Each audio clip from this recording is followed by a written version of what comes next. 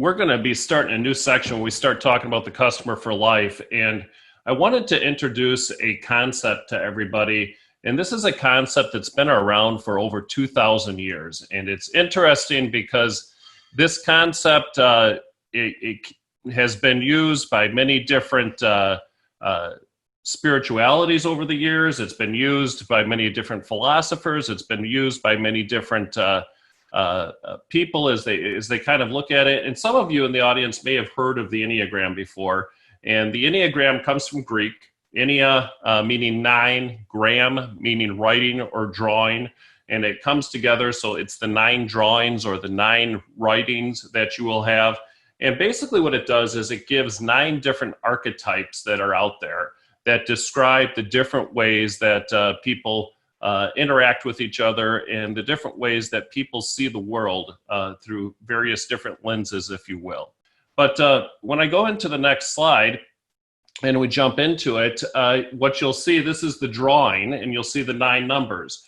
And so in each of these numbers, like I said, it's an archetype. You have the 1, which is the reformer, the perfectionist, the judge, the critic. You have 2, who's your helper, can be described as a manipulator or a nurturer. And we'll talk a little bit about how that all ties together. You have your 3, who's the achiever, the performer, the status seeker. 4, the individualist, the romantic, the artist. The 5, the investigator, observer, thinker. 6 is your loyalist, your loyal skeptic, the person that questions everything. 7 is the enthusiast, the epicure, the adventurer. 8s are your challengers, protectors, leaders, mavericks. And 9s are your peacemakers and your mediators. What we're going to talk about this, and so it's interesting. I see a couple of numbers coming out here across the chat. What we're going to talk about today is the triads, and the triads are 3 groupings within the 9. And so in the triads, I have my body, which is those that use their gut and are very instinctive. We have our heart, which is our feeling, and then we have our head, which you can think of as thinking and doing. And when we look at these different ones that are out here, the heart is those that use feeling, and they look through that lens of feeling in everything that they interpret. A lot of times, those that are in the heart triad, they're very, very, they have self-image issues. They're seeking for other people to affirm them in who they are and what they are. They're past-oriented, and they may have issues of shame that has developed them in the past. The head centers, when we look at the head centers, have a lot of anxiety and insecurities.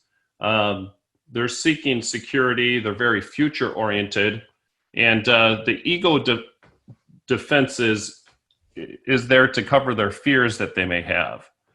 And then when we get into the gut center, and we start looking into that, we may have boundary issues where people don't necessarily want to let anybody get close. And we may see that they're resistant to authority, and they're always seeking to be in charge of everybody else that's around them. And so why is all of this important? Why are we talking about this? I was sitting with one of my friends who's a contractor, and we actually went through an Enneagram program together. And what he was able to identify is he's a self-proclaimed 8, the challenger, the protector, the leader, the maverick. And he started to see how he was leading his people. And what he really started, and this is why this tool is so important, what he really started to see was he could start to see how different people in his organization started to take on different characteristics, and how when he pushed one way, he wasn't going to get the desired outcome from that individual because of how he looked through the world and how he wanted to get things done. Instead, he had to look at how they see the world in order to be able to work with them better.